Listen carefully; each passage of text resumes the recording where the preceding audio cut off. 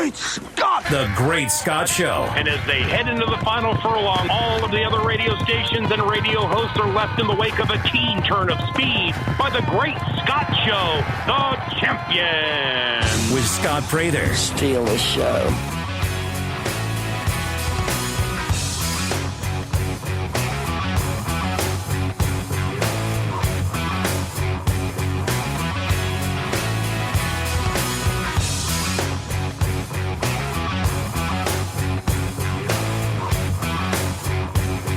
Hello, everybody, and welcome into the Great Scott Show. Happy to have you with me on a Thursday morning. Going to hit some hoops this morning, and an aspect of the Damar Hamlin story that I've only heard one individual really talk about it passionately, and he is correct when he says it is not being discussed enough. Absolutely correct. More on that in more on that in just a little bit. Ragey Cajuns playing tonight. We will visit with Ian Auzenne in a little bit. He'll have the call of the women's game in Hattiesburg, as the Cajuns will take on Southern Miss at Reed Green Coliseum, 6 o'clock, 5:45 pregame tonight. He'll have that one for you. And then over on our sibling station, News Talk 96.5 KPEL, Jay Walker's got the game tonight on the mid side of things as they open up with their first home conference game. Lost a couple of close conference games by 1 point and 4 points last week in Conway and Norfolk. They'll play Southern Miss tonight at the Cajun Dome on Boy Scouts night, 6:30 pregame, 7 o'clock tip. Pelicans won last night. We'll get into that as well in just a little bit, as Todd Graffagnini, radio voice of the Pelicans, is going to join us at 8 o'clock this morning. Bills, Bengals. A tough situation to deal with when it has to do with potentially the top seed in the AFC. Late in the season, it's week 18. What are they going to do? What are they going to do? In my mind, there is nothing the NFL can do to actually get this game played. Although the game will not be resumed this week, NFL VP of Football Operations Troy Vincent said everything is being considered. Everything. There is no perfect answer. There is no right answer. First of all, when are you going to play it? Are you going to delay the start of the playoffs completely? Are you going to eliminate the pre-Super Bowl bye week to give extra time to fit in the game? I mean, they've done that. The 9/11 season, the Saints actually didn't have a week between championship weekend and the Super Bowl. It was scheduled for 1 week later, and they pushed back the Super Bowl by a week. And it was in New Orleans, and it was during carnival time, and it was something. But the NFL did it. It wasn't a problem. They could obviously do away with the silly flag football Pro Bowl game or whatever festivities they have planned for Vegas this year. Not a lot of time between championship weekend and the Super Bowl. They could do it if that's what they wanted to do. Are they going to push back the opening weekend of the playoffs to late January? Are they going to have a weekend, whether it be on January 14th or 15th, where they just have a single game? Not even a single game, one that, resumes with the score 7-3, one that is, some of it's going to depend on Damar Hamlin's condition. I don't think that the NFL is going to play this game. What kind of tiebreaker are they going to use? I don't know. The NFL scheduled the Bengals' regular season finale against the Ravens for noon on Sunday. They're still trying to figure it out. And while Hamlin has made positive progress, according to his marketing manager, there's no timeline for his recovery. Yeah. We'll keep an eye on that. More on Damar Hamlin later in the aspect of the story that has been overlooked. In college football, oh my gosh. Texas A&M went 5-7 this year. For Aggies fans, it might as well have been 0-12. That's how bad things have gotten for Jimbo Fisher, who, if they wanted to fire right now, would owe $75, $80 million to. So what do? Well, they need to get someone else to call the offense. Jimbo's offense is archaic. It's outdated. Well, outdated, archaic, someone else, shouldn't they go in a direction where it would be sort of a young coordinator? Up and coming? No, what A&M did is they went out and hired a guy that, frankly, no one really wanted. How many of you even knew where Bobby Petrino was? How many of you even knew where he was coaching last year? Anyone? It'd be Missouri State. Things have gone, we've come a long way since, 11 years ago in the motorcycle accident and the neck brace and the affairs and the public apologies and everything else. And then his return to Louisville, where things did not go so well for him. He's been the head coach at Missouri State. He's done okay, but he's in the FCS. Now he is back in the SEC as the offensive coordinator for Texas A&M. I mean, there's some of it that's I had to laugh a little bit.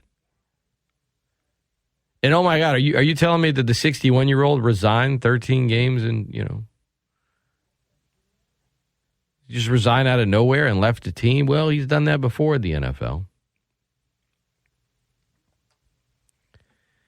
He quit on the Falcons to take a head coaching job at Arkansas. He did well there, but then, unfairly hired his mistress, lied to his boss about the relationship following a motorcycle accident. And while he was regarded as one of the top offensive-minded coaches in football, so was Jimbo Fisher at one point in time. It was such a... things aren't good at A&M. And it's kind of like we don't really have anywhere to go here. The kitchen's a little hot, right? Okay, let's just throw some gas here in the kitchen. Let's bring Bobby Petrino into the mix. Oh, my God.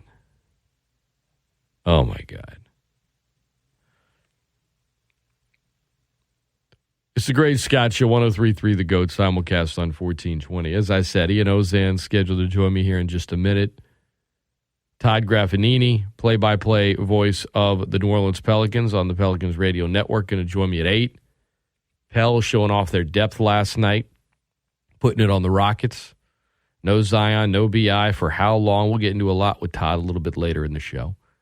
The aspect of the Damar Hamlin story no one's really talking about outside of Garrett Bush. We'll hear his audio. Very passionate and makes a lot of good points. That's all coming your way this morning, plus open phone lines in a little bit. But right now, let's get to the phone lines. Formerly of Town Square Media, now with WWL, but you still hear him on our airwaves. Call in Louisiana Raging Cajun Sports. You will hear him this evening from Hattiesburg. Gary Broadhead's squad, Raging Cajun Women's Hoops, taking on Southern Miss tonight. We'll talk a little women's and men's Cajun hoops, among other things, with Ian Auzenne, who is on the line with us now. Good morning, Ian. How do you do it, man? How do you work at one radio station, and while you're at work and doing things on the air, come on another one in a different city? How do you make it work, dude? Very carefully. Very carefully. Well, let's be careful. I'll make sure I get you out in time, no doubt. Tell me this, man. What was the city like for Tulane? Was it a brief Tulane takeover? Was it just kind of the feel good story, and Wave fans were excited, but it was still like, yeah, that's cool and all, but what about this? Like, how palpable was Tulane's winning the Rose Bowl over there in New Orleans? It was palpable for the first couple of days. Monday night, you could feel it, even into Tuesday, and a little bit into Wednesday morning. It was still there. People were talking about it. People were tweeting about it. But now it's kind of settled down, because with the Pelicans coming back, the Pelicans getting a big win last night, getting back on the winning track, beating Houston, and considering the fact that the Pelicans are having maybe their best season ever, New Orleans now is a basketball city. And that's hard for some people to believe. But this city's rallying around the Pelicans right now. Tulane got about 2.5, 3 days worth of kudos and accolades and having that rah-rah spirit. But right now, it's all about the Pelicans right now. Pelicans get the win last night. We'll talk to Todd Graffagnini next hour. But deepest team in the league? Deepest team in the NBA? Is it the Pelicans? Possibly. For them to be as successful as they are, and even with some of the injuries they've had, and now with Zion out for the next at least 3 weeks, you have to think they've got to be one of the deepest, because, God, they're still winning. How in the world do you do it when you have Larry Nance out every Lord knows how often? C.J. McCollum's been out. You've had Zion with his issues. He's now out, like I said, for 3 weeks. But yet you still find a way to win. Either they're awfully deep, or some of these other teams that we thought were good may not be as strong as we thought. Well, no, they're deep. Brandon Ingram hadn't played since November 25th. They're a half game out of first place in the West, and they're 5-1 when Zion and BI aren't in the lineup. I think when you've got a number of guys in the rotation that you can put in there and get good minutes, like Trey Murphy, like Najee Marshall, like Billy Hernan-Gomez, who some games is DNP and then he plays and he's a double-double guy, like Jose Alvarado, Dyson Daniels. I mean, what a defensive just beast for a 19-year-old, wise beyond his years. I mean, they have depth. It's right there on the brink. And I think where it really gets tested is everyone's talking about the game tomorrow, and they're playing Brooklyn, who last night lost, but prior to that had won 12 in a row, and that's going to be a tough matchup, obviously, without your two best players. But for me, and it's really going to come down to the road trip. I mean, the Pelicans are 17-4 at home. They're one of the best home teams in the league. I mean, I've been to games, and there you have. It's Smoothie King Center is unlike it has been maybe ever. It's rocking. You talked about the buzz. The problem is, they're 7-10 on the road, and that's not uncommon. If you look at the road records for every team in the Western Conference, every single team, Ian, there isn't a single team in the Western Conference that has a winning record on the road. Not one. Not one. In fact, there is only a couple that are 500 on the road, that being Sacramento, the Clippers, and the Nuggets. I mean, not a single team. So this is where it gets tested, right? Because on one hand, you haven't done great on the road this season, which isn't out of the ordinary when you look at the rest of the league. But you're about to go after Friday.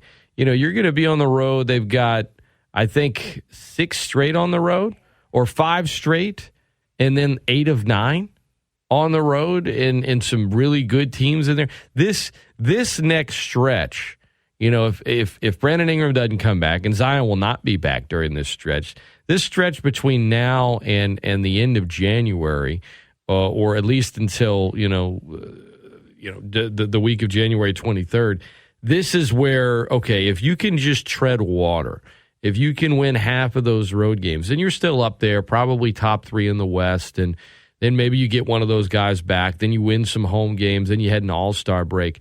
This is the big stretch. Up to this point in the season, this is going to be their biggest test coming up here over the next 2 weeks. And better get it out the way now than later in the season. We're midway point. We're before the All-Star break. This is going to be the truest test of the season. This will prove whether or not the Pelicans are for real. If they can come out of this next stretch winning 4 games, even if they're slightly below 500, you win 4 games out of the 9. You're doing all right. And as a Pelicans fan, that's what I want to see. Obviously, you want them to win all. But if they can come away with 4, maybe 5 wins on this next road trip, then as a Pelicans fan, I'll be able to breathe easier knowing that, okay, they can get the job done. Nobody's going to be what the Bulls were in 96 and winning 72 games, or what the Warriors were a few years ago and winning 73. You're not going to be a great road team. You're not going to see that often in the NBA. But if you can be around 500, hey, we'll take that, get the job done at home, and the Pelicans have been able to do that. Big game tomorrow night at the Blender against Brooklyn on national TV. While they don't have their stars, they have a chance at home because of their home court advantage and depth. But they immediately go on the road, play at Dallas Saturday night, then to Washington, then to Boston, and some tough games in that stretch. With that being said, Ian, let's talk college hoops. On the men's side of things for the Cajuns, they're at home against Southern Miss tonight, at home Saturday against Georgia State. Still no love lost there, even if, Georgia State does, if the old coach of Georgia State's at Tulane now, still no love lost when the Cajuns play the Panthers on the hardwood. I'm just saying. They had a good stretch there out of conference. Their only losses were to Drake and Texas, and then you start conference play on the road. You're in Conway, you lose by a point. Heartbreak. You're in Norfolk, you lose a close one by 4. These next 2 at home, you got to win them, and I expect the Cajuns to. They're 5-0 at home this season. They've been really good at home in conference play in the entire tenure under Bob Marlin. This is a game tonight. Obviously, maybe there's a little bit more urgency because you started out 0-2 in conference play. But with those games being on the road, I expect the Cajuns to take care of business, tonight and Saturday. And then you're in Monroe next week on Thursday. You got a chance to get right back into your winning ways. You hadn't lost back-to-back games all year. I think the Cajuns win these next 2 at home. I think they do as well. And when you look at those 2 road losses, they're heartbreakers, but in the grand scheme of things, first 2 conference games of the year, they're on the road, and you're playing decent opponents. It's not like the Cajuns are going to go in and win every game as much as we want them to. The Cajuns played well. They played solidly. They had opportunities, but they couldn't cash in on them, especially late in the game. But coming back home, getting their Sun Belt home openers here, especially against a rival against Georgia State, that urgency is going to be there. These players, I think, understand the history of that rivalry with Georgia State, and I think they'll come through and get wins. Now, I don't know how big those wins will be. Don't ask me that, because the Cajuns this year, I don't want to say they've been spotty, but there have been games where you think they're going to wind up winning big, and it's closer than you expect. So I would imagine the Cajuns pull away and win late in both of these games, but there's always that chance the Cajuns may let their opponents back in very late in the contest. I hope that's not the case, but I do expect Louisiana to win. Ian Auzenne, our guest. Ian, you will be in Hattiesburg tonight. Rage Cage Women's Hoops, kind of a tough road trip because you play in Hattiesburg, but then you go and turn around and go in the other direction, and then you're in San Marcos on Saturday. What's the expectation here? It's tough to win on the road. Destiny Rice getting her back in the lineup obviously was big for them, but tough loss on New Year's Eve at home. Where are you at with Gary Broadhead's squad as they're taking on Southern Miss tonight, Texas State on Saturday? Then you're back home for South Alabama next week, but then you're on the road again on Saturday at Troy. It's a tough 3 of 4 here, with one of them being at home. This is I think when you look at the entirety of the whole season, you're kind of right there in the middle. I get you're early in conference play, but this feels like a big moment here over the next 9 days for this squad. Yeah, I want to meet whoever scheduled this, who in the Sun Belt office scheduled this, and slap them, because this is insane. This is a lot of driving over the next few weeks, at least for the Cajuns. They'll be flying from Hattiesburg to Texas after this, so it's one less thing they have to worry about. But in terms of the games, tonight, the Cajuns taking on Southern Miss, maybe their toughest test of the season. Southern Miss has been really good. One of the last 3 unbeatens in conference play. And Dominique Davis, product out of DeRidder, played at LSU, transferred to Southern Miss last year, has been absolutely phenomenal. In the games they've played so far this year, in the 13 games they've played, she has scored in double digits in all but one, and that was the game they played on Saturday against South Alabama. A South Alabama team that Southern Miss dropped, allowed them no double-digit scoring in all quarters except the fourth. I think it was 9, 7, 6, and then they gave up double digits in the fourth. But I digress. Southern Miss is going to attack the basket. They're going to be aggressive both offensively and defensively. And for Louisiana, they have to do a good job of keeping the ball in their possession. They can't turn it over, which last Saturday they did a decent job with that, only 13 turnovers. But the problem is the Cajuns all season long have had an issue of getting hot late in the game. They start off stone cold, shooting somewhere around 20%, which reared its head again on Saturday.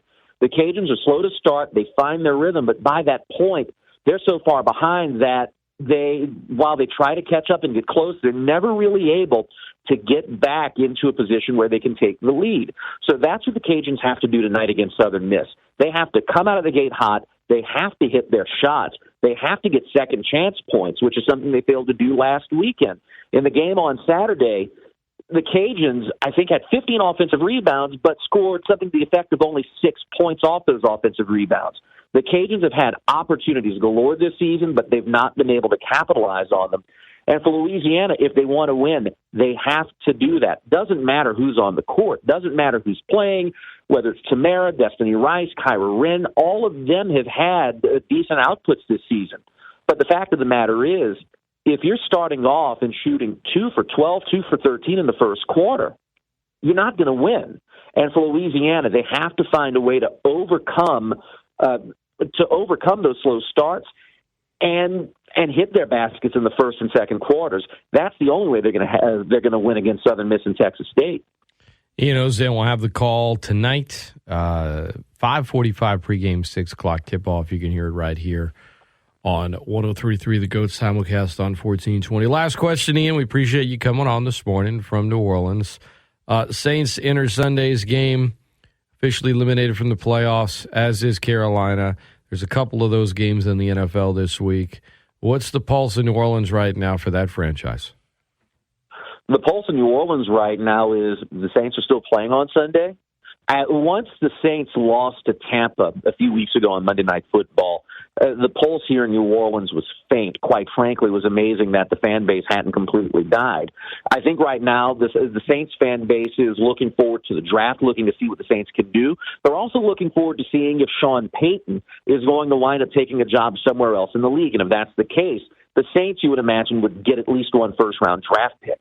If that happens, the million-dollar question is, who will the Saints take with that pick? Will they go after another quarterback? Will they try to bring a free agent quarterback in? So right now the pulse here in the city is, what's next? What do the Saints do next year? Will Dennis Allen return? Who will be the quarterback? What does Sean Payton do? And if he goes elsewhere, how will the Saints benefit? So, yeah, people know Sunday's game is happening. They know Carolina's in the Superdome. But I think right now more people care about what's next. In fact, if you go on the resale market, Saints tickets are relatively cheap.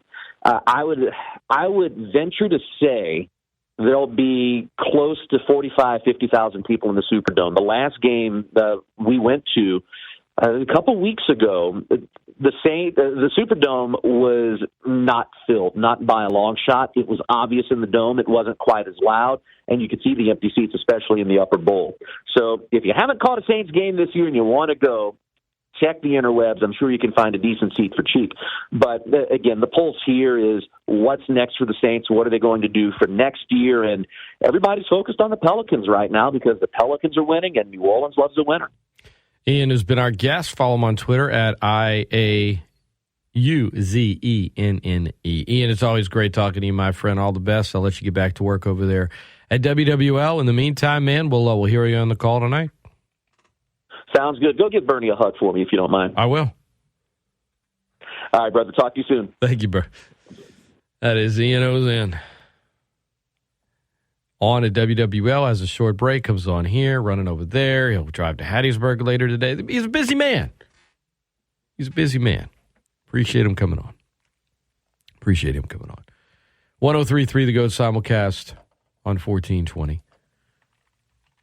Hope everybody's having a good Thursday. Your weather update today from the Storm Team 3 Weather Lab. High of 70, low of 44. It was cold this morning on my early morning dark walk with the dog. Low of 44, clear and cool tonight. Sunny today, high of 70. So, once you get into those afternoon hours, it's actually really, really nice. But you get out there early in the morning, you bundle up like me. Unless you're somebody that likes the cold. Don't include me in there. Be safe out on the road. No vehicle accidents to report over the last hour. Nothing out of the ordinary other than a few traffic controls for school traffic, but no accidents to report. Last one occurred back at 622 on the corner of Louisiana Avenue and East Alexander Street, but that has been cleared. That was over an hour ago, so far so good. Be safe out there, everybody. Approaching the bottom of the hour, and when we come back, the aspect of the Damar Hamlin story that has nothing to do with games being scheduled, really has nothing to do with the emotional response from the players, but has a lot to do with his future if he's able to make it out of this, and how the league will treat him. And a lot of it really just has to do on his age and how long he's been in the league, which is unfortunate. But Garrett Bush, who is a host of a sports talk show in Cleveland, passionately spoke about the scary side of the Damar Hamlin story as it relates to the league and the league's response. I don't mean on the field when the unfortunate accident happened. I mean what comes next. You will hear what he had to say on the Ultimate Cleveland Sports Show. And we'll kind of unpack that and what it means. Todd Graffagnini coming up at 8 o'clock as well. We'll talk some Pels then. Don't go anywhere. It's the Great Scott Show coming at you on a Thursday morning. It's 103.3 The GOAT. Simulcast on 1420. It's the GOAT, the greatest sports talk of all time. Download the free 103.3 The GOAT app now. Right now. You've got mail and the very latest sports news now. Did he say what I think he said? 103.3 The GOAT.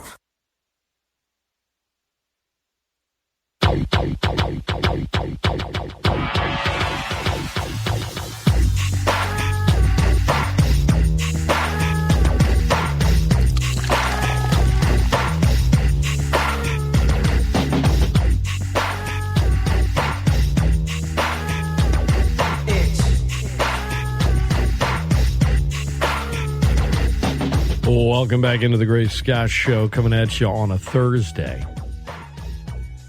Why the national championship game should never be in L.A.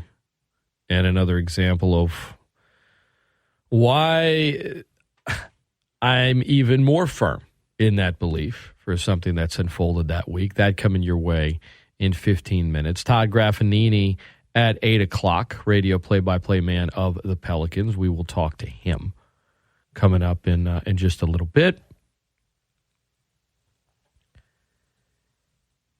Damar Hamlin. His father addressed the Buffalo Bills on a Zoom call yesterday and said that he's making progress. Some positive progress.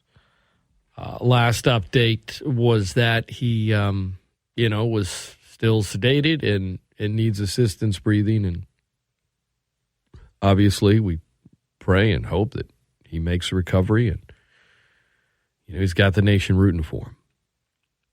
And the NFL is, saying nice things and putting together nice promotions.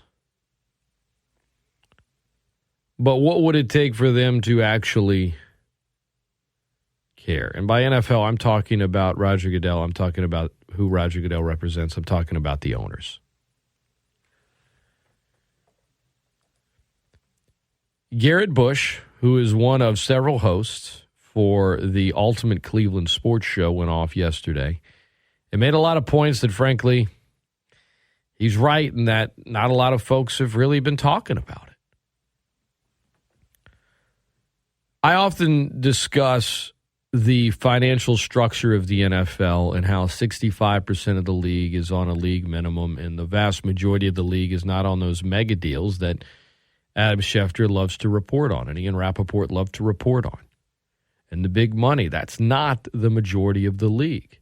You got to have 3 accrued seasons to even qualify for a small pension that you can get whenever you turn 55. It's hard to get that far into the league, to play that many games per season, to have the resources to take care of your body or any medical issues. And we know about the history of the league, and yet we kind of, I don't know, what the Will Smith movie Concussion came out, it bombed at the box office. Why? I don't know. I never saw it. I can't really speak on that. Part of me feels like maybe we don't want to see it. Maybe we don't want to feel bad about what we're watching. You know, it's hard when I talk to a guy like Terrell Smith, friend of the program, and somebody that I've become friends with. Texted him the other day. We were texting after New Year's. Former fullback for the Saints. And, you know, the problems he has physically now and his head trouble and things he's dealing with his brain and the doctors he needs to see. And it brings back to light the humanity and the side of the game that, you know, we often don't think about when we're watching games on Sunday or on Saturday or on Friday, or whenever you watch them. But Garrett Bush made some good points. And rather than me try to highlight each one, I'll just play the clip for you. This comes to you from the Ultimate Cleveland Sports Show. And it aired yesterday morning. This is Garrett Bush. Keep it real. We in left field. We in left field. I'm kind of hot right now, too. I'm kind of hot because we do this every freaking time something happened on this field. Everybody want to pivot and act like I done heard people talking about, just the mental health of the players. And, yeah, you could die. They don't even know they could die out here. We sit here and talk about this stuff every single time. Schedule remakes, how we going to make it up, what the league feels about it. I don't give a damn what the league feels about it. Keep it real. Why we don't talk about the stuff that matter? This young man, you want to know how what this you need to know about him? He's 24 years old, right? He got a contract for $160,000. That's his bonus. And he earns $825,000 this year. You say, G. Bush, why are you talking about this man's money? Because guess what? He's been in the league 2 years. That means he's not vested. That means if he never plays another down in his life, he don't get another check for the NFL. Let's be clear about this. You got to play 3 to 4 years before you even sniff a pension. So all this heartwarming and prayers and condolences don't do nothing for that boy's mom that got to go home, look at her son, and he might need extensive care for the rest of his life. And you know what the NFL will tell you?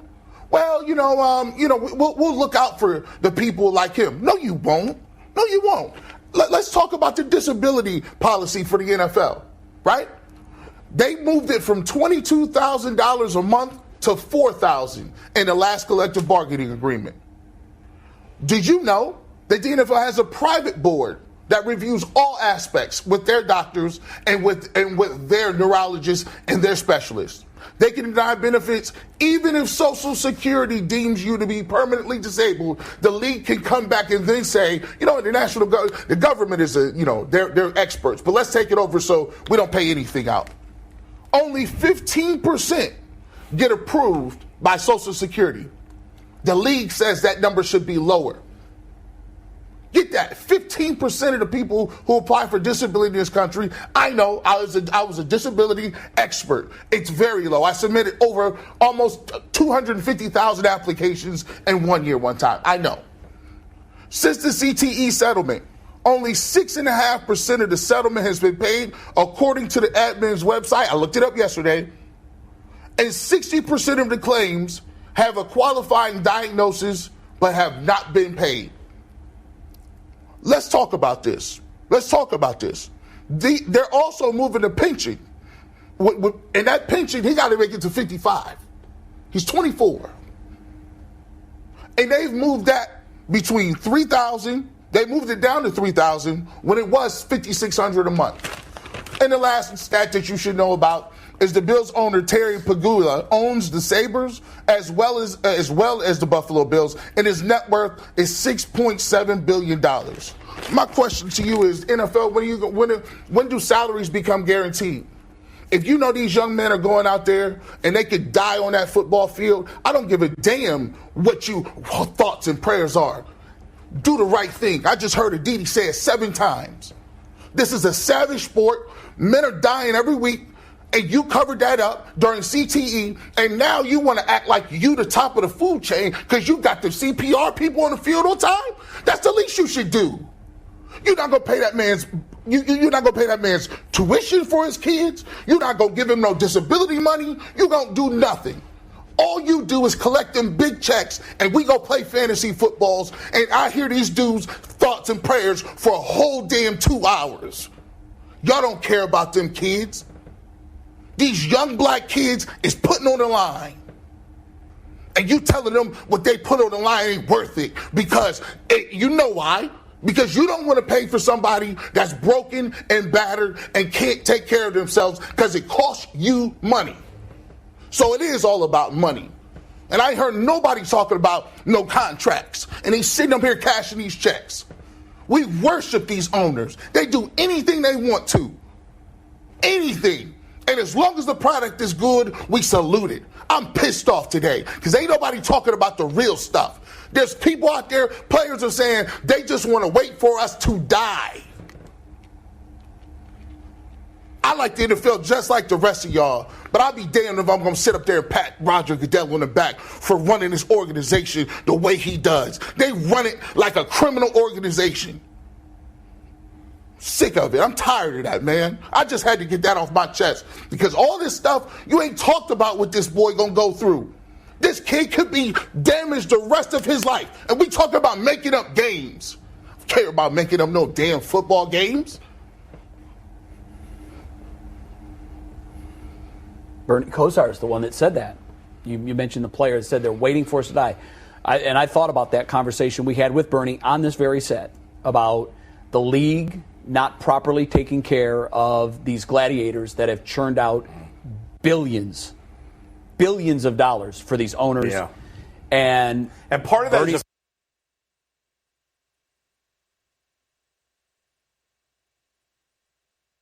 historically has been a problem. Do the right thing. It don't take you or you to twist my arm to do something I should be doing for my players regardless. Everything ain't a negotiation. You getting billions. You can die today. That's a sliver of these people just want basic health care. We talk about $4,000 a month, boo. They don't need no players association to do the right thing by their players. It's called do the right thing, period. You got it. Passionate words from Garrett Bush. And a lot of good points. I often hear about, oh, well, they know the risk. Oh, they make millions. A lot of guys in the league don't make millions. If Damar Hamlin never plays another snap, he won't get a paycheck from the NFL ever again. Ever. Might need extensive care for the rest of his life. The disability policy in a sport that is as brutal as football is pretty bad when it comes to the NFL. And yes, he's right. You know, you're seeing a lot of celebrations. Oh, well, they're bringing in sports psychologists. Oh, they had, CPR. I'm not saying that stuff isn't good, but to his point, that's the least you could do.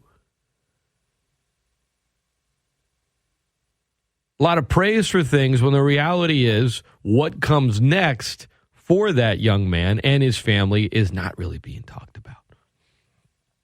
This wasn't one of the league stars. This wasn't one of the guys in the league making millions. Oh, yeah, they all make millions. Actually, they don't.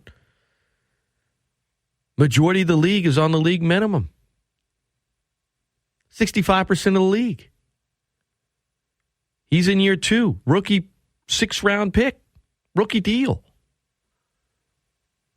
And if he never plays another snap, he won't get paid again. Oh, Scott, you could get hurt in any field. And yeah, guess what? You could probably, if you get hurt significantly, you'll probably get paid for it. You'll hire a lawyer. It's something that is not getting discussed right now. And you hear a lot of, well, it needs to be about the player and the focus needs to be about him. This is about the player. This is the focus being about him.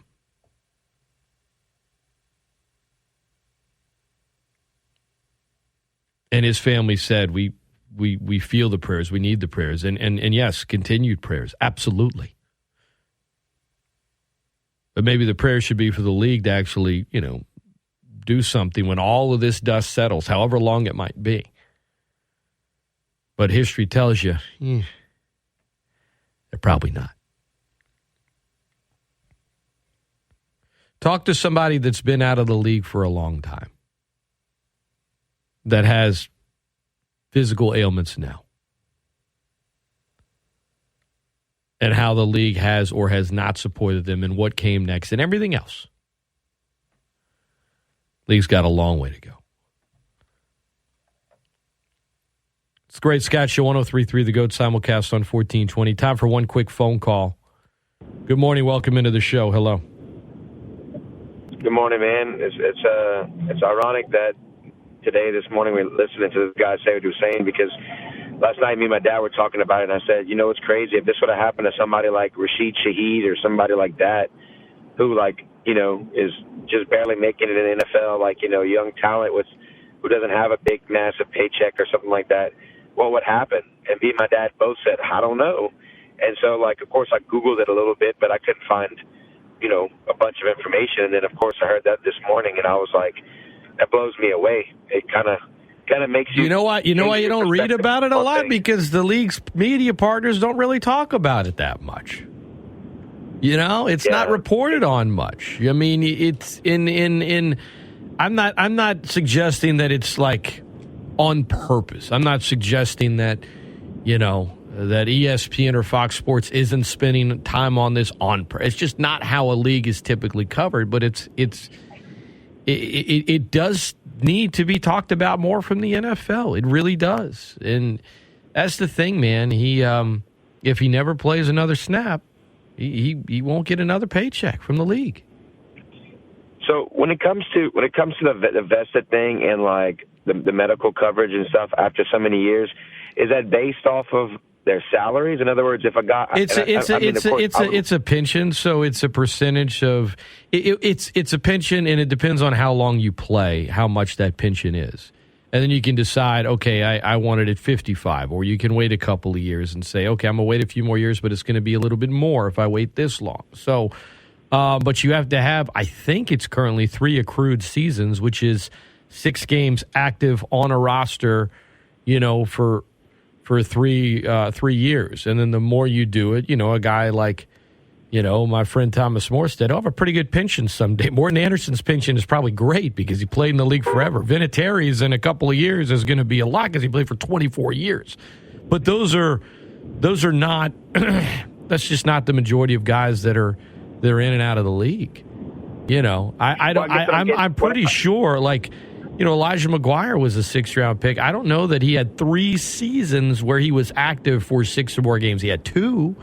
I don't know that, you bounce on and off a practice squad. You do this, you do that. I mean, it's tough just to get to that. That's reality. I guess my question is, for instance, someone like Patrick Mahomes who makes $50 million a year, whenever he retires after 15 years, does he get the same amount of pension every year? Yeah, it's my understanding that the pension is not based on necessarily how much you made per year, but the amount of years you played. Okay. Right? I was just curious. Yeah. I feel like the person who makes less money, their pension should be a little more.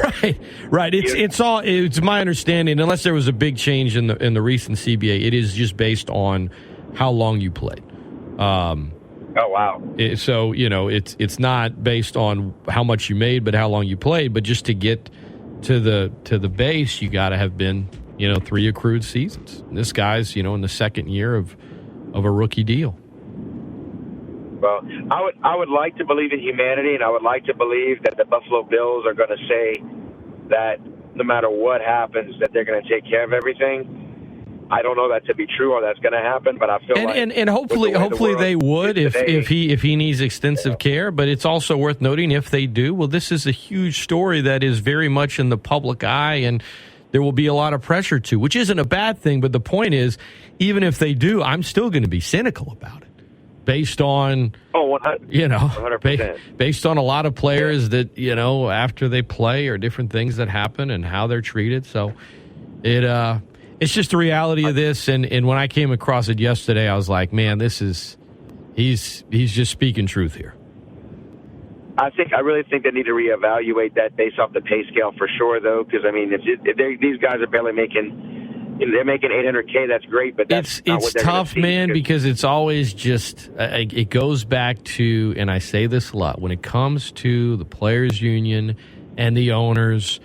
The owners will always have an upper hand, not just because they're owners, because of the nature of the sport. When 65% of your guys are on the league minimum, when the lifespan in an NFL career is as short as it is, how much of those guys are going to want to hold out or worry about something many years from now when it's, look, man, I can't sit out this season. We just need to sign this thing because if I don't play now, I'm gonna possibly miss out on an accrued season. I'm gonna possibly miss out on $400,000, $500,000, $600,000 that I could possibly take in this year if I can be on the active roster week 1. And it's something that is a byproduct of the owners in this sport. Everyone talks about how the union in the NFL isn't as strong as it is in the NBA and MLB, and it's true. But I don't know that it's necessarily the leadership as much as it is just mathematics and the way the numbers are set up. They're not set up to succeed. You could have a strike, you could have a lockout, but it's never going to last all that long. We're never going to see what we saw back in the 80s where you have a lengthier strike. We're not going to see that in the modern age. We're not. You might see a lockout again, but they'll eventually figure it out, and then they'll play games. There's too many players that, and I don't blame them either, that are just thinking about right now in this moment and what I can do that's going to help me and my family the most. You're not thinking about the long-term things with this. And with the latest CBA, the NFL managed to get away with doing even less for some of their future guys that, it's one thing if you're locked into the previous CBA and you're a retired guy and you're starting to qualify for a pension, but now they're starting with each CBA to tie in even less and less that they have to give. And that was part of Garrett's rant, briefly.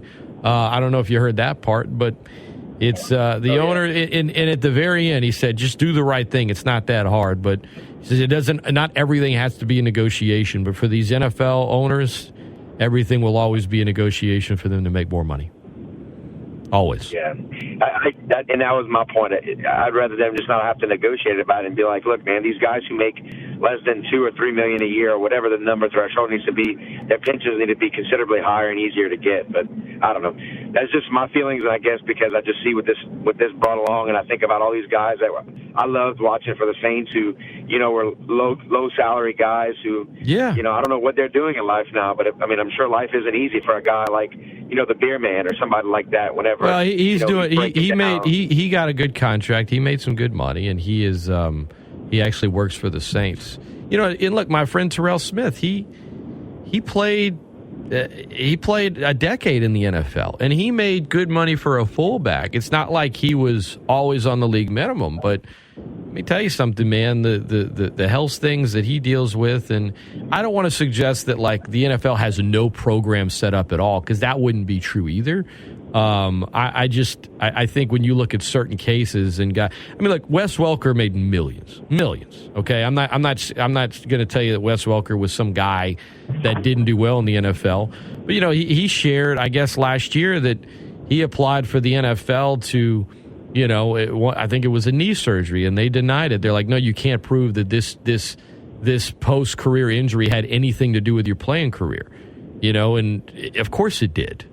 But Garrett Bush pointed it out. Heck, even if you were trying to get disability, only 15% of applicants get it, and the NFL can overrule what the government says. If they're like, well, we're going to also have our guys look at it. A guy like Jim Effort, he's on disability, but he's also, not in the majority. A lot of guys that are struggling post-career health-wise don't get that because the NFL will say, oh, well, you can't prove that this head injury occurred when you were in the NFL. Maybe it occurred when you played football, in high school, or maybe it occurred when you played here. Maybe it happened some other time. It's tough, man. It's tough. Yeah. Yeah, well, one more thing before I hang up and listen. I'm a little disappointed that you only got 4 out of the 5 Pelicans, but I just wanted to let you know that. I'll talk to you later. I know. What a jabroni. It's a good segue. Yes, there is a Pels fan and podcaster, Rel. She's awesome, and she does a little game on her TikTok page, Who's That Pel? And she meets with people before a game and shows them random Pelicans. Not like actual birds, but players from the basketball team. Like random Pelicans, and some of them you're like, wait, who? What? And there I am, all arrogant and cocky, like no matter how random, I'll get this. And that Domantas Montejunas, Lithuanian big man who, I don't know, maybe played like 12, 13 games for the Pelicans, and I didn't get him. I got the other 4, though. 4 out of 5, though, ain't good enough for me. I needed 5 out of 5. That was weak. That was weak on my part. As far as why the national championship game should not be played in L.A. and, the another reason, just another reason why I firmly believe that, I'm gonna delay that. We'll get to that later on in the 8 o'clock hour. We're going to take a quick timeout. When we come back, radio play-by-play voice of the New Orleans Pelicans, Todd Graffagnini, is going to join me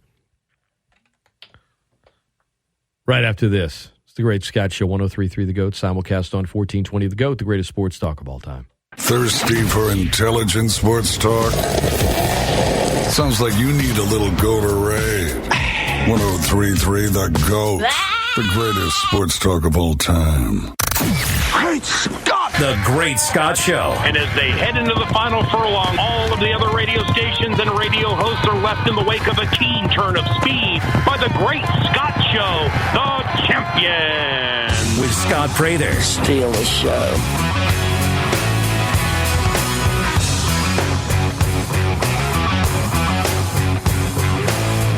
Hello, everybody. Welcome into the Great Scott Show. As promised, kicking off the 8 o'clock hour with me, play-by-play voice of the New Orleans Pelicans, Todd Graffagnini, the man, the myth, the legend, the thief. I got to call you out, Todd, every time I have you on, just briefly. Also, the thief. How are you this morning?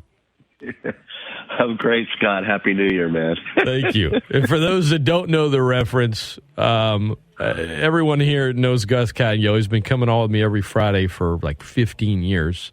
And I kind of thank Gus, for his time by sending him cracklins. Gus just loves cracklins. Well, there was a Pelicans media day, I don't remember how many years ago, and I showed up with a big old bag of cracklins. And Gus wasn't there that day. I don't remember what. He had an appointment or something. And I said, Todd, shoot, I think this is when you were still the Tulane play-by-play guy. I said, absolutely. I said, you're gonna see Gus. Can you give him this? You're like, yeah, sure, no problem. Well, I noticed Gus we text and we're friends. Notice he hadn't really. He usually sends a big thank you and a photo. I'm like, man, it's like been a couple days here. I'm like, hey man, did you get the goods? He's like, no. He's like, why didn't you send them? And I was like, you got to be kidding me. You totally just straight up lied to him. You're like, no, you didn't give it to me, and you just ate them all. So every time, I remember we were, back when Frank Jackson was on the Pelicans, we were interviewing him, and like somehow he just stumbled into that conversation between the three of us, and he was very confused. And then I gave him a crackle, and he's like, okay, I get it now. Well, you should get him. That's why I crushed him. I mean, why would I give him the cat and go? I mean, they were basically just handed to me. I mean, I know I was supposed to give it to him, but no. I mean, It wasn't going to happen, Scott. I mean, those things never had a chance to leave my possession. Yeah. So yeah, it's kind of. I apologize. I mean, the statute of limitations, I guess, was never going to run out on this, but I admit it. You proudly admit it, Todd. Before we talk Pels, and I talk Pels on this show a lot and have for years, and I love the enthusiasm this year and how many calls and how much text and just reaction I've been getting about the team for the last couple of months. Sometimes it doesn't come till later in the year, but it's been there all season. But anyway, real quick before we get to that, you were the play-by-play man for Tulane for how long? Football, basketball for 12 years, and overall for 27. I started doing baseball there at 1992. So more than half my life was spent at Tulane University. Well, there you go. I am close. Mrs. Fitz, who worked at Tulane for many years. I think there was a Crescent City article about it, and Miss Fitz, Laurelyn Fitzpatrick, she was a mother of a close friend of the family, and I was kind of thinking about them the other day. I had some friends that went to Tulane. I thought about you too, man. I mean, I went to Loyola. I wasn't, a Tulane fan per se, and I'm not trying to pretend to be one or anything, but I was genuinely happy for everybody that, had put in so much time. I mean, that's just a moment that felt so surreal, so unlikely. No one would have believed it before the season. You were over there in Philly getting ready to call the Pelicans game, but I think you just watched it on a TV in the arena there. What did it feel like for you, and what's the buzz been like about that historic win in the Cotton Bowl? Well, first of all, Scott, I mean, look, don't get me wrong. I love the job that I have. It's a dream come true, being able to call professional sports for a living. But I have admitted openly that I had major FOMO on Monday. Not even as a broadcaster, Scott. It just would have been tremendous just to be in the building. I mean, the Green Wave is in tremendous hands now with Corey Glorin, Steve Barrios, and Matty Hudak. I mean, they do a fantastic job. I listen to every game. I listened the other day. I was in my hotel room for the first three quarters and, pacing like a madman and screaming, and everybody who was on the floor probably heard me. And then, I got to watch the last 5 minutes on the media entrance television, just inside the Wells Fargo Center, and the security people literally thought I was an insane person because I was, especially when, the call got overturned and the touchdowns there, and I'm just yelling, and these people are like, who is this guy, and why is he looking at this television with Tulane? I mean, what would they know up in Philadelphia? I'm going crazy. And then, of course, just the way it ended, it just, oh, man, surreal, just absolutely surreal. And, those are the type of games, and I was thinking about this much later in the, that night when I was kind of reflecting on everything.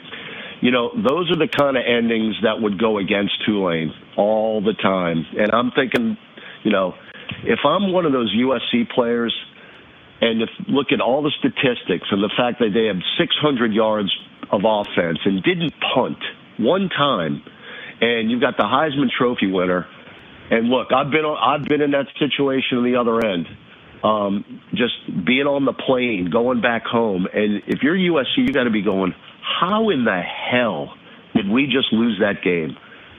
Seriously, how did we just lose that game? But the simplest thing I can say, Scott, is that's the Tulane Green Wave in 2022. They just got it done. They figured it out. They had a tremendous leadership, player-wise. Of course, Coach Fritz, who, by the way, was at the game last night. Yeah. In the Smoothie King Center, and a bunch of his staff was there, and they show. They put Coach Fritz on the board. They had a little video montage of the game and the trophy, being presented and the confetti coming down, and they show Coach Fritz on the video board, and the place went crazy. And I'm thinking to myself, you got to be kidding me. I am in complete and utter bizarro world right now. Because the best part about all of this, Scott, and again, I was a Tulane fan when I was a kid. I grew up 5 minutes from the university. I went to Loyola too, but I played baseball and always wanted to go to Tulane. Never had a chance. 3 of my brothers played baseball at Tulane. So again, I'm a lifer. Even despite that, I've worked there, but I was a fan before I ever worked there. And I'm thinking to myself, the best part in the grand scheme of this whole thing is that Tulane University, especially the football team, completely lost a generation of fans. Guys like me, you're in the later half of life here. You don't see 8, 9, 10-year-olds wearing Tulane shirts around the city of New Orleans. You're an LSU fan for the most part, or a Saints fan. You're not rooting for Tulane. Well, in the last month, I have seen more Tulane paraphernalia on kids, teenagers. The student body has completely bought in again. That's the best part about all of this, is now the city of New Orleans, which again, LSU, Saints, now the Pelicans are to the forefront. The city of New Orleans is now bought into their local team. And that type of stuff cannot be bought money-wise. That is priceless. And the amount of free publicity and advertising that Tulane got in the last month, we had 4 consecutive national television games where basically they were the only game in town. 2 of those games were on ABC. One of them was the conference championship game, where at the end of the game, the entire stadium basically rushed the field. And then, of course, you had the game on Monday, and you have the most incredible comeback that, Tulane fans have ever seen. And people around the country are looking at this going, wow, that's a pretty cool place. That's got to be a lot of fun to be at. But on the local level, that is the key, Scott, because, if you're 20 years old, 25 years old, you don't give a rat's patoot about Tulane University. If you're 10 years old, you don't care. Well, that's not the case anymore. And that, to me, in the grand scheme of things, is the best part about all of this. Tulane has got a new generation of fans, and it's a pretty awesome thing to witness. Todd Graffagnini, our guest, 103.3 The GOAT simulcast on 1420. We often talk about winning and winning culture and building it and what it can do for a program. We cover UL a ton, and we talk about it with the Cajuns. And you mentioned Tulane and potentially a new generation of fans. Certainly they have a moment right now. And Todd, I mean, it's just an old saying in sports, but it is always perpetually. It will never change. Everyone loves a winner. If you win, guess what? They're going to show up. And that team that you're the play-by-play voice of, a team that I have followed for 20 years. I did, I got to audition to be the PA announcer in the New Orleans Arena back in the day when they were the Hornets. And their first year in town, I was helping with Cox Sports Television and, on the court behind the cameras with the wires. I mean, I was in college and now as an adult and working in radio. And just in covering this team for 20 years, there have been little pockets where there's interest outside of the hardcore fan base, right? I mean, you talked about your passion for Tulane. You always had your hardcore fans, but it almost felt like a subgroup, not a big group. And in covering this team, that's kind of what it's felt like for a while. And then last year, man, you started to kind of see it as they play their way into the play-in. And I'm like, look, I've seen stuff before. I remember when everyone was gaga for Chris Paul, and I remember season tickets the following year. And I remember, when they swept Portland, and then next year they started 4-0, and then, it kind of all went off course, and AD was looking to get out. And I don't have to rehash everything. You know all the history, Todd, but my point is, you've got a team that's winning right now. You've got a team that has players that have a real, authentic, organic relationship with the fan base that was not marketed a certain way. It just kind of happened. And so you've got a pocket right now that, in my opinion, feels really sustainable. Because in the past, it could be sustainable, but A, B, and C needs to happen. And you got to convince this guy to stay, and you got to do this. You're not thinking about, oh, God, if this doesn't happen, then this won't. You're just in it, in the moment. Even with, Brandon Ingram not having played since November 25th, even with Zion currently on the shelf, you've got the deepest team in the league. For you to sort of be a part of it and be in that, in that practice facility and be part of the organization, what is the city like over there? And this, to me, I've been saying it for a while now. It just feels so different this year. It feels like unlike anything we've ever seen. No question, Scott. Look, I mean, I've said this and I'm laughing because it's true. I mean, we are in a complete and utter bizarro world in the city of New Orleans. I mean, in the last 3 weeks, it has been harder. I was talking to Matt Thomas, who's the voice of the Houston Rockets, who I know very well because he was the voice of the Houston Cougars prior to that. So I've known Matt for a long time. And, I'm going to tell you what I told him last night. It's been harder to get into the Smoothie King Center than it has been the Superdome to watch the Saints.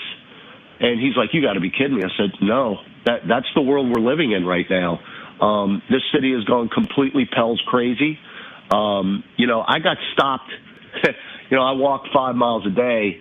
I got stopped in Audubon Park a couple of days ago after we got home from Philly the next day, as a matter of fact, on Tuesday.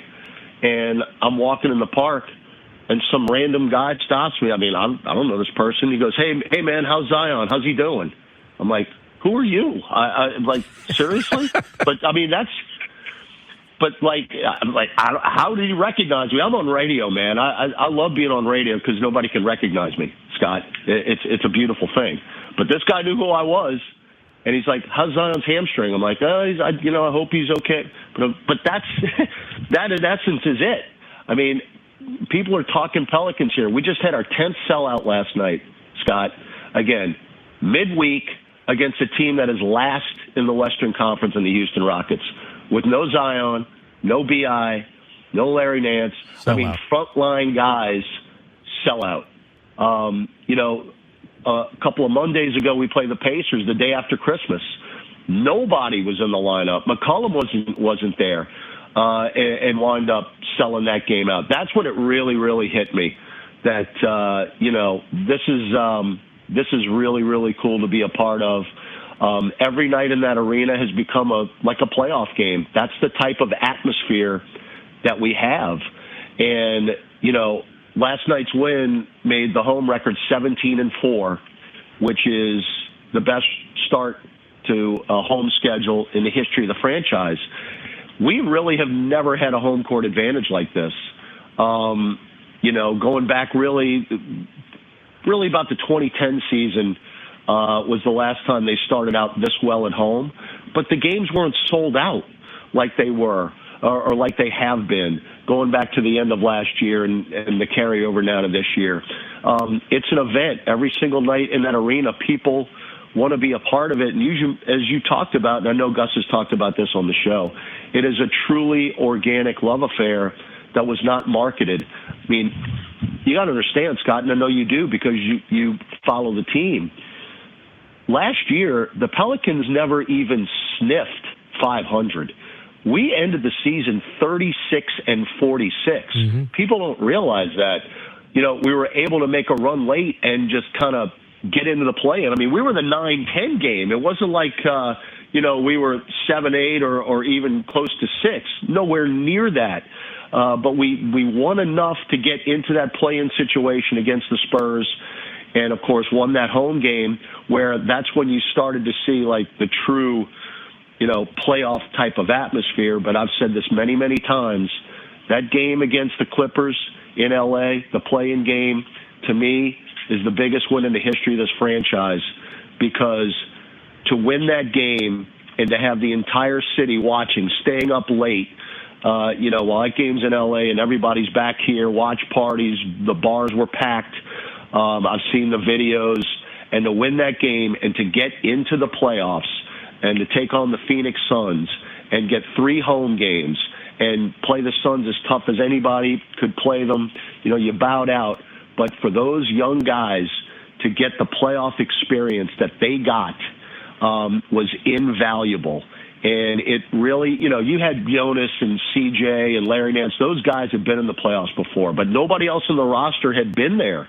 And for them to get a taste of it and to experience what playoff basketball was all about, there is no question in my mind that was the kind of jump start to what we're seeing right now.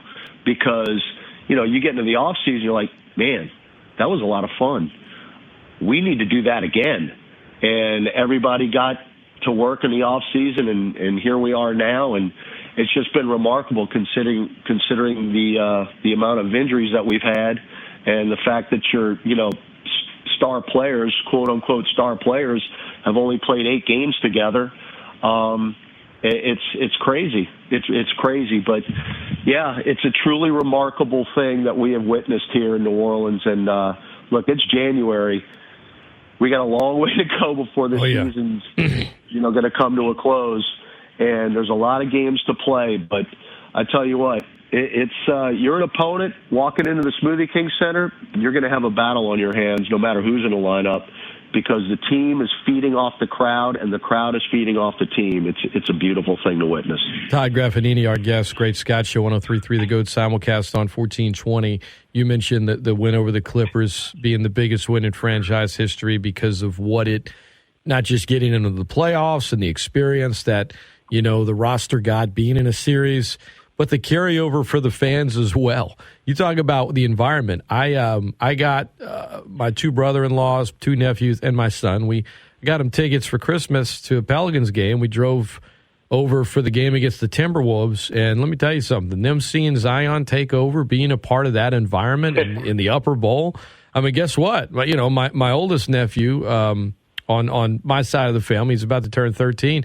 The next day, he's like, Scott, can we watch the end at your house? I'm like, sure. I record the games. I'm like, let's do it. I mean, they are fans now, and they don't even live here. I mean, my son does. He's a fan, but he's 7. But like now, there's adults, there's other kids in other places, and that environment in December against Minnesota. I'll be at the game tomorrow against Brooklyn, and let's kind of look at this team, sort of where they go, and then I'll let you leave, Todd, and I appreciate you taking the time. But let's kind of just look at the team, where it stands and where it's going on the basketball court.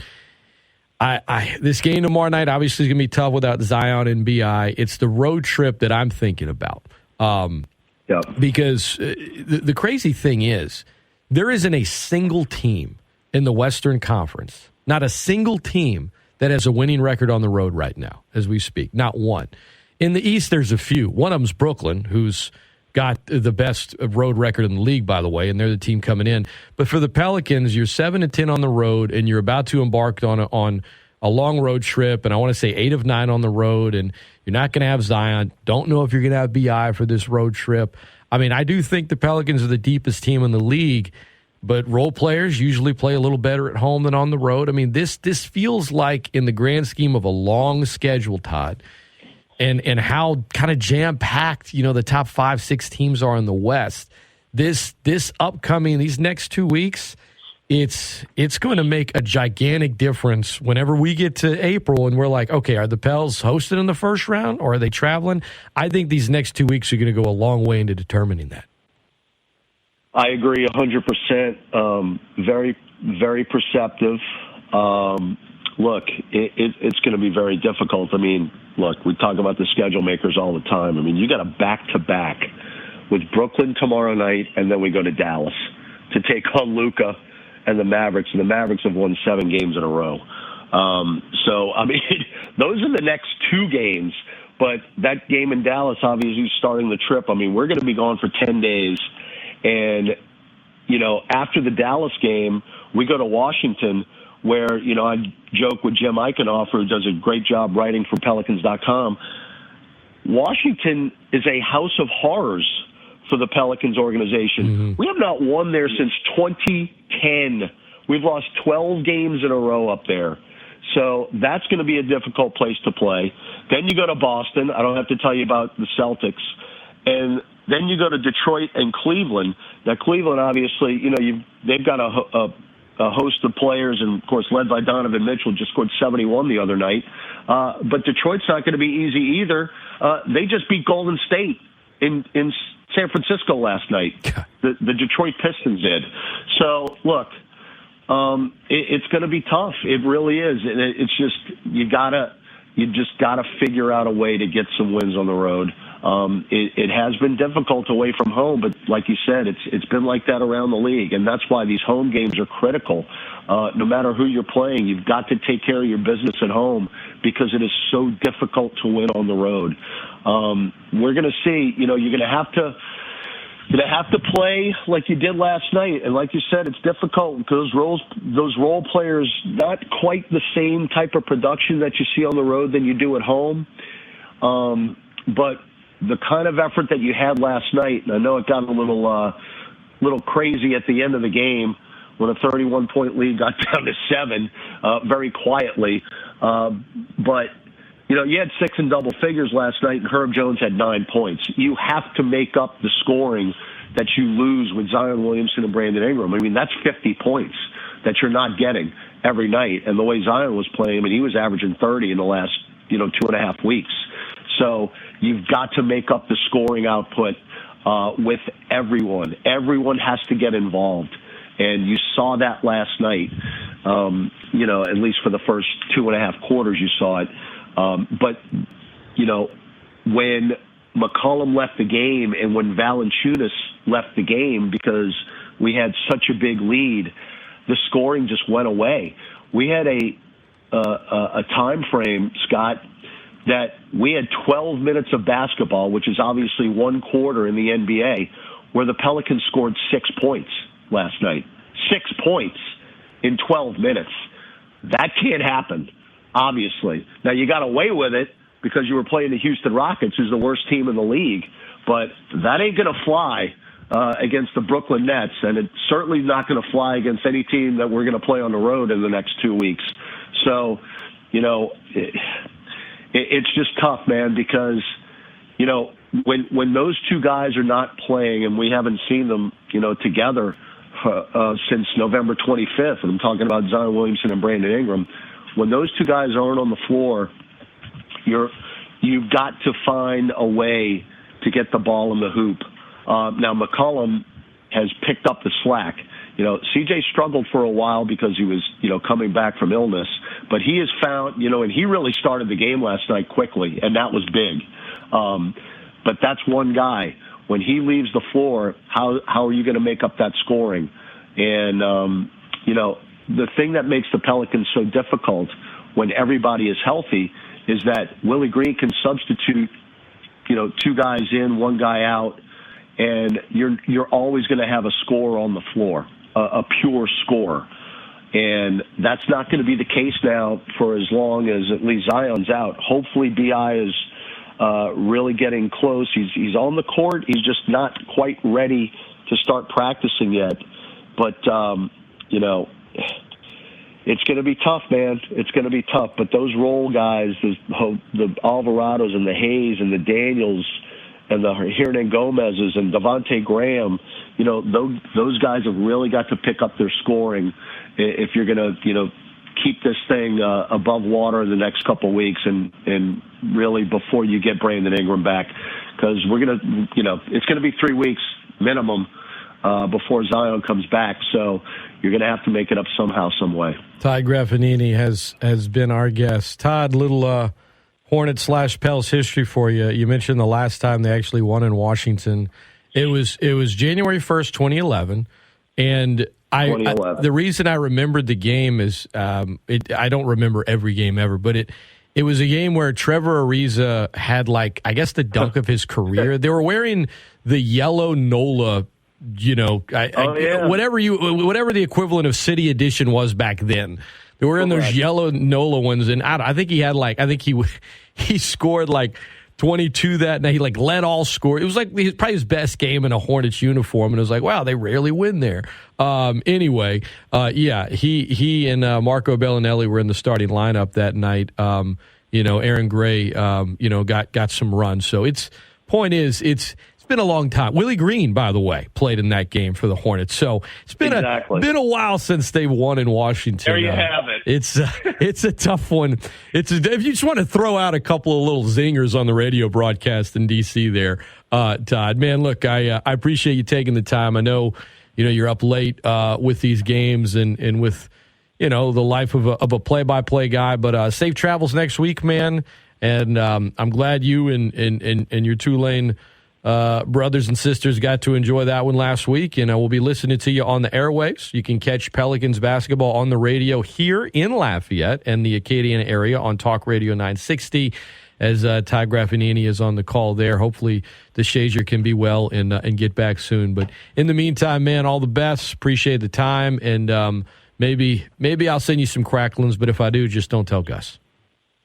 Well, you read my mind, Scott. I mean, if you're coming to the game tomorrow, feel free. I'm at the top of section 112. I mean, you know where I am. They're going to let me carry that in? I mean, you're going to have to get me special access. Oh, you know what? You might have to smuggle it in. Because I'm not going with the media. The wife and I are going. We're just, we're going to stay in New Orleans for the night. It was a birthday present. I'm a year older this week, so I don't know, man. I don't know if they're going to let me sneak those cracklings in. Maybe I'll try. We're gonna have to figure something out, man. All right, man. I need some cracklings. Appreciate it, Todd. All the best, my friend. Thank you. You got it, man. You got it. That is Todd Graffagnini, play-by-play voice on the radio for the New Orleans Pelicans. Good memories, good breakdown of what's to come, and just a good description of the current state of the team and how the fan bases react and everything else. If you want to follow Todd on Twitter, it's at @NTGraff, at NTGRAFF, radio voice of the Pelicans. Bottom of the hour, we will take a timeout, come back, open up phone lines, 337-269-1077. We'll revisit a topic later this hour that was a big topic last hour, the aspect of the Damar Hamlin story that's really not getting discussed. It needs to. And why the national championship should never, ever, ever be in L.A. Ever. But that's where Georgia will take on TCU. Yay. Let's just say that fans of those teams aren't too thrilled with the latest announcement from the national championship game. That's all coming your way. Don't go anywhere. It's the Great Scott Show, 103.3 The GOAT, simulcast on 1420. It's the GOAT, the greatest sports talk of all time. Don't let someone get your goat. There's plenty to go around for everyone. 103.3 The GOAT, the greatest sports talk of all time.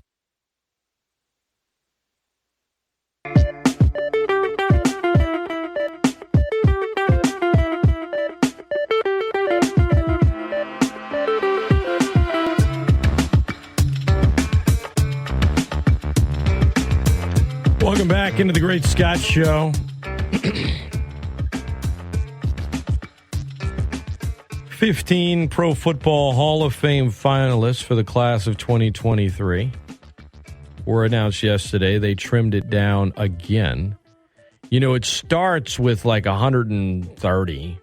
Then it gets trimmed down to a lot less, and then to 15 this week, and then eventually, you'll have, about 6 or so.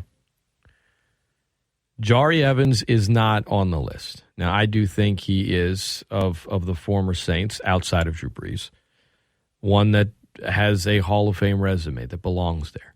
But he did not make the final list of 15. Darrelle Revis, Joe Thomas, Devin Hester, Torrey Holt, Reggie Wayne, Andre Johnson. There's a couple of receivers there. Steve Smith did not make the cut for a finalist this year.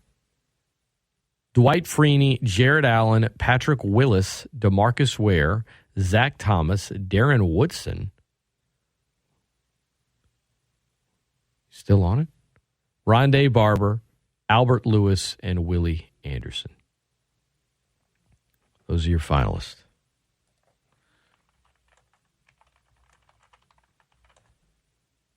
Willie Anderson, for those that are like, wait, like Willie, like flip? No, not the wide receiver, no. Willie Anderson actually went to Auburn. He was from Mobile. He was one of the best offensive tackles in football for the Cincinnati Bengals for years. It was just at a time when the Bengals were terrible, and so he kind of went unnoticed, but, you know. And his resume in a lot of ways is very, very similar to Jari Evans. The only difference was, you know, all-decade team, multiple first-team All-Pros, second-team All-Pro, four-time Pro Bowler. The difference is Evans' resume is actually better. It was on a winning team. Now, Anderson, you know, it's not like this is his first year on the ballot. You know, he retired in 2008.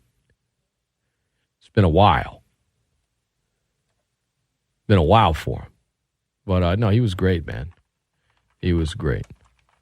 And Albert Lewis, you know, is a former – he's been out of the league for a long time. Now, if you don't know who Albert Lewis is, I'm going to call you out on your knowledge of Louisiana sports history. He's from Mansfield, Louisiana, played at Grambling. Played for the Chiefs and the Raiders, played in the NFL a long time. I think he's in the Chiefs Hall of Fame. You know, he was one of the best cornerbacks in football for a really, really, really long time. Really long time. So, good luck to him. There is a little bit of, you know, with Lewis, a little bit of Louisiana connections in the final 15 finalists.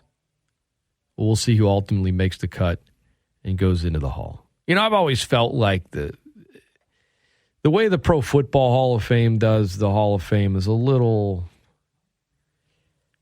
It puts so much on like one beat writer that gets to be in a room during Super Bowl week and they debate and they say this guy should be in, that guy should be in. It's a flawed system, and in today's NFL, they use a lot of, well, he went to this many Pro Bowls, which, you know, when you have fan votes involved, that's gonna make things skewed because it's gonna lean more heavily to markets or larger fan bases. It's not exactly the way to do it. Now, there is no perfect way to do it. I mean, baseball acts like they do it a perfect way, and yet they've got plenty of bias involved.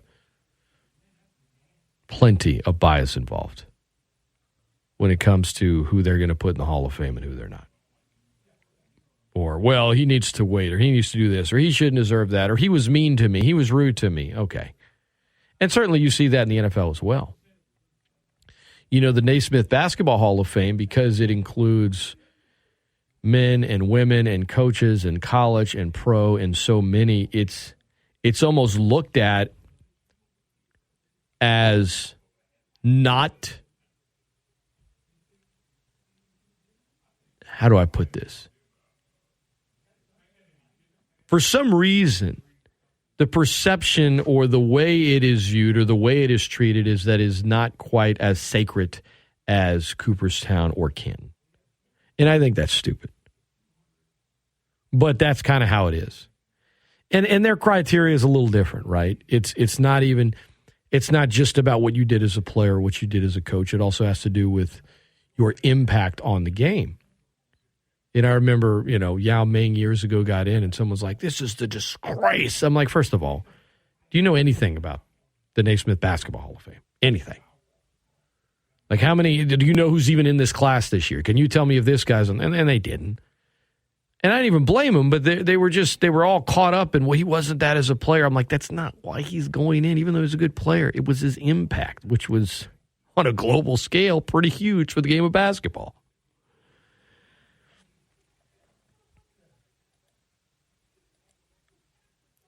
There are some things you should tweak in sports, right?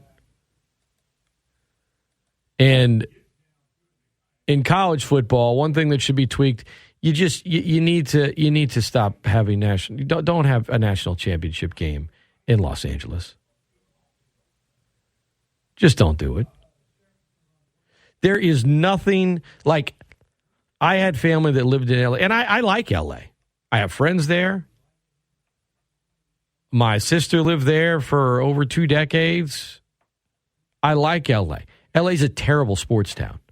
Oh, what about the Lakers? The Lakers have a great fan base. They're more national than they are L.A., and they are the top ticket in town in L.A. They couldn't support 2 football teams, and yet they got 2 football teams back. And when you watch a Rams or a Chargers game, you see more fans of the opposing teams there. USC, the fans will show up whenever they're good. They're not. It's not like it's this great college town by any stretch. They like the Lakers. They like the Dodgers. But as a whole, there's nothing about L.A. that makes you think, boy, yeah, football town, boy, college town. No. It's a giant city. It's L.A. It's Hollywood. It's all of that. It's not, let's have, the biggest game of the year in college football here. But there they are, SoFi Stadium, and guess what? You know what a big part of the college football experience is? You go to a game at UL, you go out there on game day, you go to Cajun Field when it's just October, when the weather is perfect, it's a big game, and you look outside Cajun Field, maybe it's a 4 o'clock kickoff, 6 o'clock kickoff, whatever. What is evident?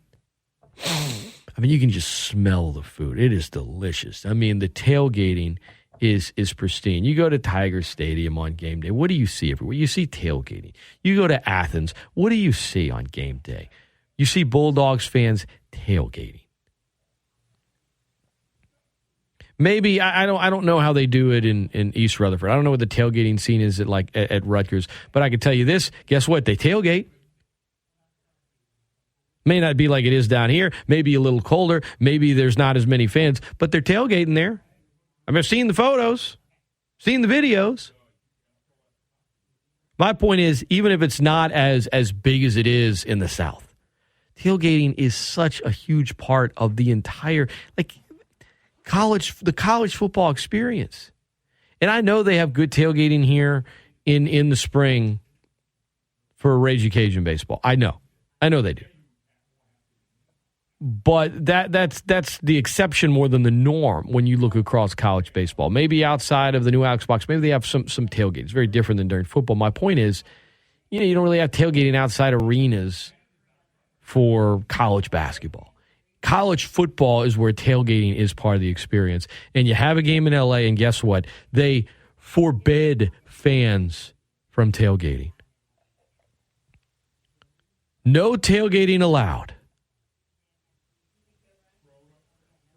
SoFi Stadium, home of the Rams, even though they have trouble getting Rams fans to show up. Tailgating will not be allowed in any SoFi Stadium parking lot. The rule is set. Where parking probably will cost you, I don't know, a kidney. No RVs allowed. You have a 7:30 p.m. kickoff, Eastern, 6:30 Central, 4:30 over there on the West Coast. What are you going to do? No tailgating before the Natty? What are you going to go hang out at a Dave & Buster's or somewhere in L.A. for all day? I guess people are like, yeah. You can't have a national championship game in college football and not have tailgating.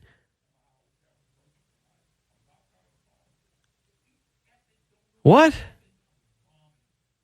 By the way, it's $75 to park in a regular vehicle. $200 for a bus plus processing fees, which, they'll probably get you for another $25. Basically, $100 to park, and you can't even tailgate. You're supposed to walk right in. Let me charge you for your $27 beer. Biggest game on the calendar of college football, no tailgating allowed. Why are they going to L.A.? There is no atmosphere. Come on.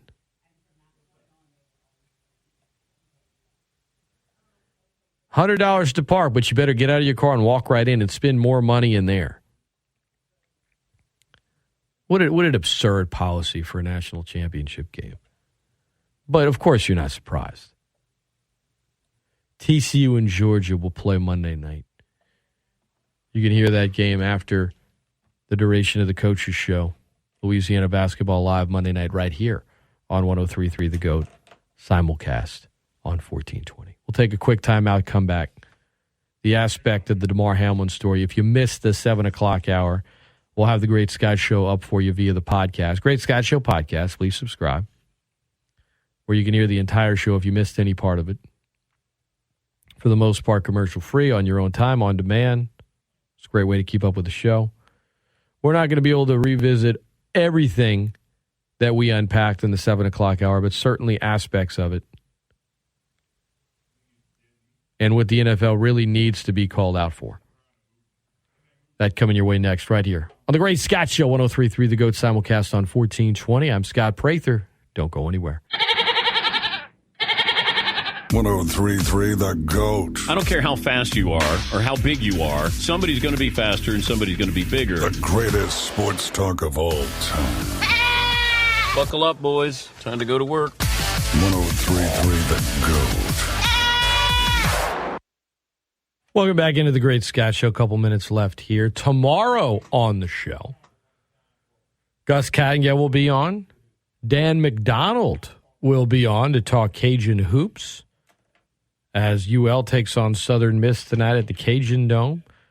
You can hear the women's game here on 103.3 The GOAT, simulcast on 1420 from Hattiesburg at Southern Miss. Ian Auzenne has the call, 5:45 pregame, 6 o'clock tip. You can hear the men's game over on News Talk 96.5 KPEL. Jay Walker has the call, 6:30 pregame, 7 o'clock tip at the Cajun Dome. UL and Southern Miss, we will talk to Dan McDonald and have a segment on Cajun hoops and take a look at, obviously we'll talk about what unfolds tonight and look ahead to Saturday. And Chris Vanini. Some of you know who that is. Some of you don't. He is a writer for The Athletic, covering college football, and does a tremendous job. What I like about Chris is he covers all of it. He ain't just doing, the big schools or all from 1 to whatever, 130, however much it is. But a senior writer for The Athletic does a great job, and looking forward to having him on the show tomorrow. So it'll be a lot of fun.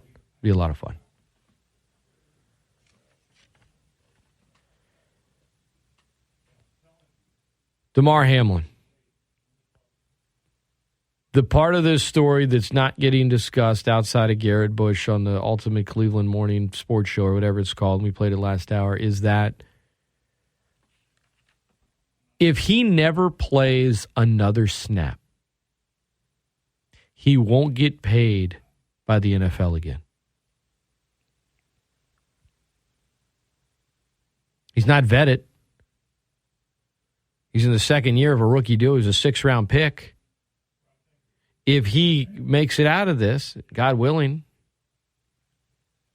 hopefully he does, he may need extensive care for the rest of his life. And the disability policy in the NFL is so extremely flawed, so much that you could apply for disability with the government where only 15% of applicants are accepted. The NFL can also step in, even if you're accepted in there, and they have their own oversight committee on it, and they could say, no.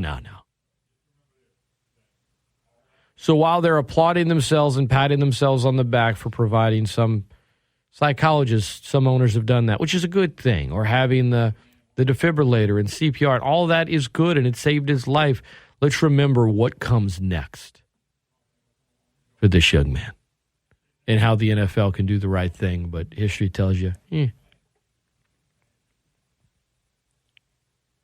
going to do it for the Great Scott Show. I will talk to you guys tomorrow. As I said, Saints and Pelicans correspondent Gus Kattengell will be on. We'll talk to Gus, look at the Saints' final game of the regular season coming up, what happens in the offseason. We'll talk Pels. We'll talk a little college football, national championship. Chris Vanini will be on, senior writer for The Athletic, covering college football. We'll talk plenty of college football with him. Bobby Petrino, really, as the OC at A&M? That's something, isn't it?